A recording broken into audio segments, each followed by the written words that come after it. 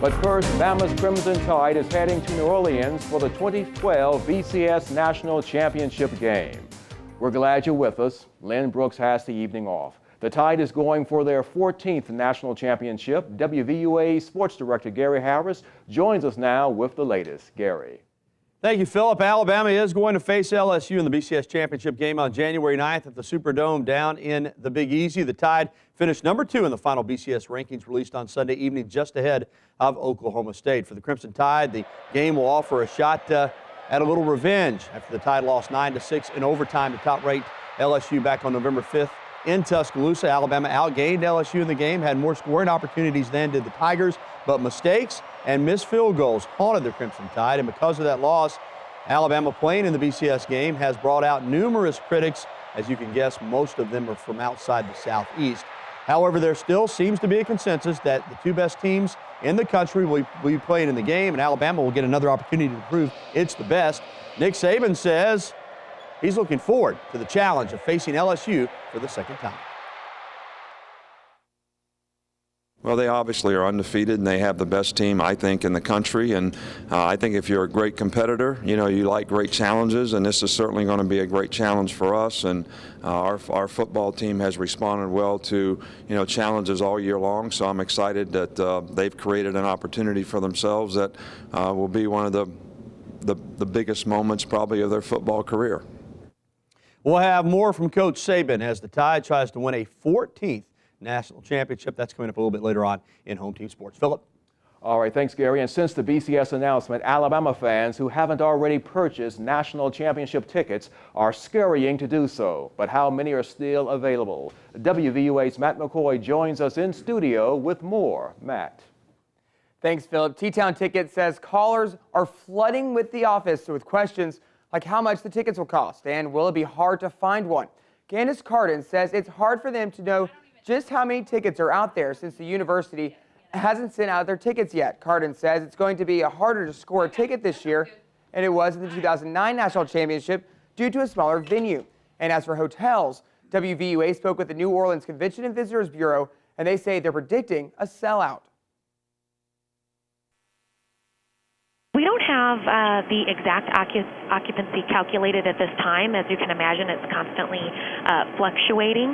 But what we do know is that tickets for the BCS game are sold out. So that equals 74,000 individuals who will be in the city to enjoy the game.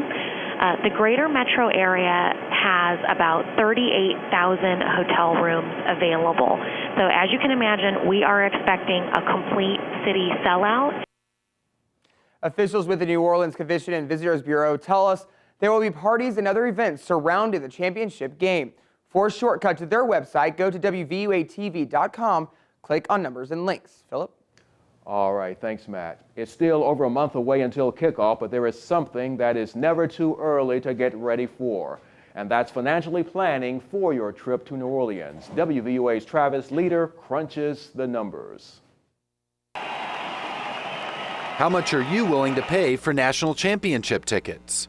Tickets on major online ticket vendors are going for $1,300, and travel agents are saying the demand is at an all-time high. There's not a hotel room to be had in New Orleans unless you buy it through some type of package. And as the demand goes up for these packages and the availability of game tickets and hotel rooms decrease, the price is inevitably going to go up. What about travel costs? Amtrak, $131 round trip. Greyhound, $164 round trip. And with many hotels fully booked already, travel agents say it's best to buy your tickets with travel and lodging included.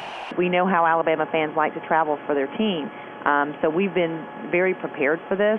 The space is getting less available every minute that goes by, but our phones today are ringing off the hook. If a hotel's out of your price range, maybe you'd like to drive in one of these bad boys.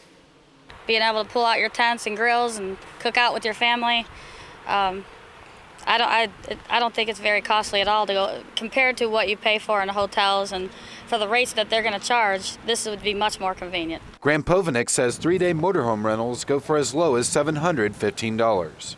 Reporting in Tuscaloosa, Travis Leader, WVUA News. And travel agents are offering ticket packages ranging from $2,700 to $5,000. The price difference depends on how good of a seat you want when you enter the Superdome. On your crime watch, a Tuscaloosa City Councilman arrested in connection with drugs. Tomorrow will be the first council meeting that Kip Tyner will attend since his arrest. As we have reported, this happened Friday night at the Treetop Apartments in Tuscaloosa. Police say Tyner was charged with unlawful possession of a controlled substance and unlawful possession of drug paraphernalia. Tyner's attorney, David Andrus, released a statement that says, in part, Kip will be pleading not guilty in this case, and we will be looking into the circumstances surrounding his arrest. It's almost time to strike up the band. Downtown Tuscaloosa is about to be filled with the sights and sounds of Christmas. And here's a live look now where all the action will be taking place at 6:30. The 35th annual West Alabama Christmas Parade will pour through the streets. This year's theme is A Christmas of Hope to commemorate Tuscaloosa's recovery from the April tornadoes. According to Tuscaloosa Parks and Recreation, the parade will not be televised this year, but we will have coverage tonight on WVUA News at 10.